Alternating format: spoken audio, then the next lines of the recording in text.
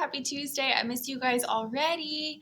Thank you for joining us in our asynchronous day. Remember, I'm not going to be here today.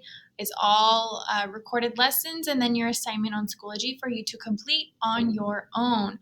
So what we're going to be doing today is kind of more of like a review day. I don't want to introduce anything new, especially since I'm not there. So we're just going to hit everything that we've already talked about this year. And then your assignment is also going to be a review. All right, so we're going to start off by rounding, okay? So in your journal or on your paper, get it ready so you can go ahead and do this with me, all right? So we're gonna start off by dealing with a smaller number, and then we're going to get bigger. So your first number is I want you to round 56, and I want you to round 56 to the nearest 10. Nearest 10. Okay, so if you need that number line, draw that number line. That always helps me. Okay, so remember, we're rounding it to the nearest 10. So I'm going to look at the number in my tens place, which is 5. And that's going to help me determine the number that comes at the beginning of my number line. So if I underline my 5, the value of that 5 is 50. Okay, that goes at the beginning. At the end of my number line comes the 10 that comes after 50. So if I'm skip counting by tens, 10, 20, 30, 40, 50, the 10 that comes after is 60. Okay, that's the 10 that comes at the end. And I'm going to write the line or the number that goes in the middle of my number line. And whenever we're looking at the middle, it's easy if we skip count by fives. So 40, 45, 50, 55, 60. So 55 comes in the middle. Okay, now I need to plot the number that I'm rounding, which is 56. I know that 56 comes right after 55. Okay, so here's my big number in the middle. 56 is on this side of the number line, so I know that 56 rounds up. Okay, so to the nearest 10, 56 rounds to 60. Okay, to the nearest 10. Okay, let's do a bigger number. 347 to the nearest 100. Okay, that's what I'm rounding it to. 347 to the nearest 100. All right, I'm going to draw my number line. And this one's a little bit different, okay? I'm rounding to the nearest 100. So now I'm looking at the number that's in my hundreds place.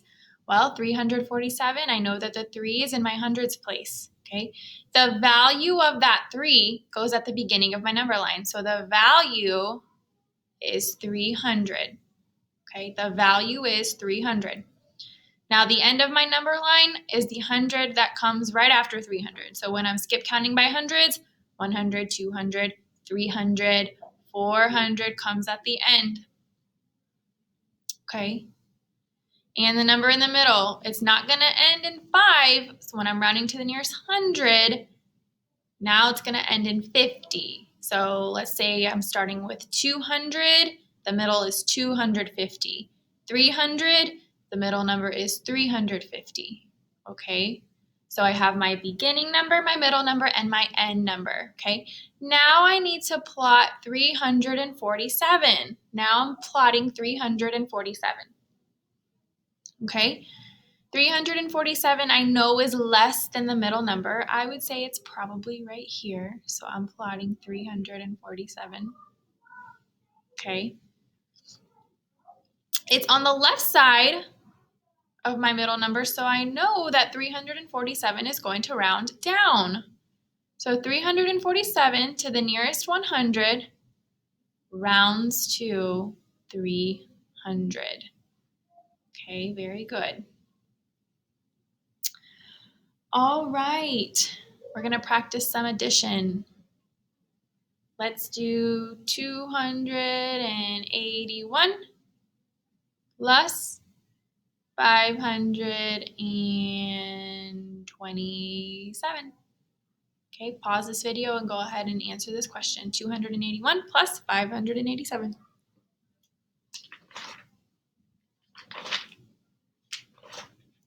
All right, remember when we're adding, we always start with my ones place. So 1 plus 7 is 8. 8 plus 2. 8 plus 2 is 10. So I have a double digit number, so I know I'm going to have to regroup. 8 plus 2 is 10.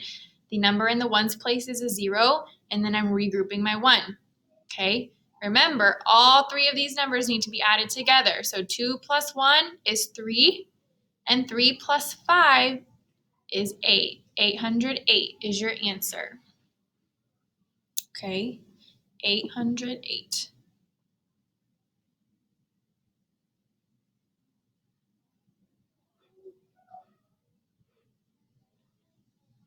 All right.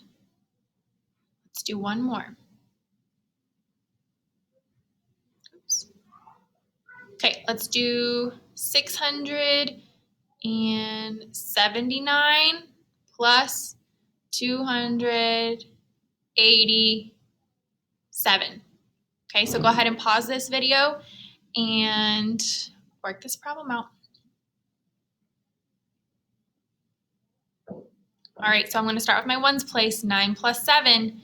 9 plus 7. 9 plus 7. 16. Okay, so I'm going to write the number in my ones place, which is a 6, and I'm going to regroup my 1. All right, I got bigger numbers here. You know what? It's going to be easy for me to add this 7 and the 1. 7 plus 1, that's 8. So now I have my doubles fact. 8 plus 8 is 16 again. So I'm going to write my 6 because it's in my ones place, and then I'm going to regroup my 1. Okay, now I have these three numbers to add. 6 plus 1 is 7, and then 7 plus 2 is 9. So my answer is 966. 966. Okay. Let's review what we did yesterday, talking about the addition properties. Okay. Let's say I have 470 plus 0. Remember, anything plus 0 is going to be that number, 470. Do you remember what the name of the property is? The name of the property that deals with the 0? Identity.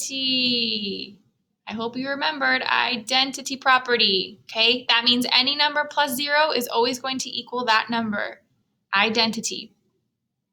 Okay, let's look at this one. 350 plus 250 equals 350.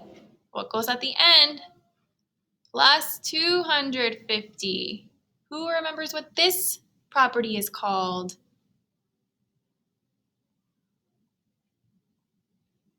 Commutative. The commutative property. So that was our commutative property. Remember, it doesn't matter what order we add the numbers in, you're going to get the same answer. Okay? All right, let's look at our last one. This one's the toughest one. Okay, let's say I started with my parentheses and I am adding 4 plus 6, and then outside of my parentheses, I'm adding a 5. Okay?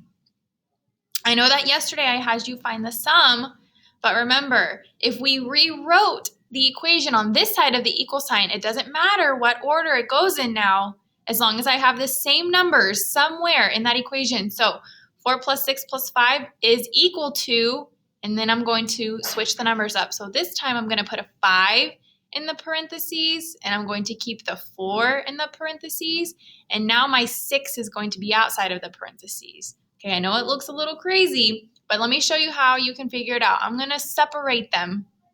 I'm going to separate both of these equations. So on the outside of the equal signs, I'm going to separate it, okay? Here's my first equation. Here's my second equation. Now I'm going to see if those sums match each other. 4 plus 6 equals 10, and then I'm going to bring my 5 down. 10 plus 5 is 15. Let's see if I get the same answer. 5 plus 4 is 9. And then I'm going to bring my 6 down. 9 plus 6 is 15. So those equal each other, okay?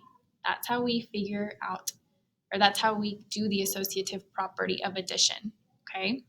All right, let me explain to you what your Schoology assignment is for today. In Tuesday's folder, and it should already be published for you today, okay, it's called Review What You Know. You're going to click it, and it's not a Google assignment.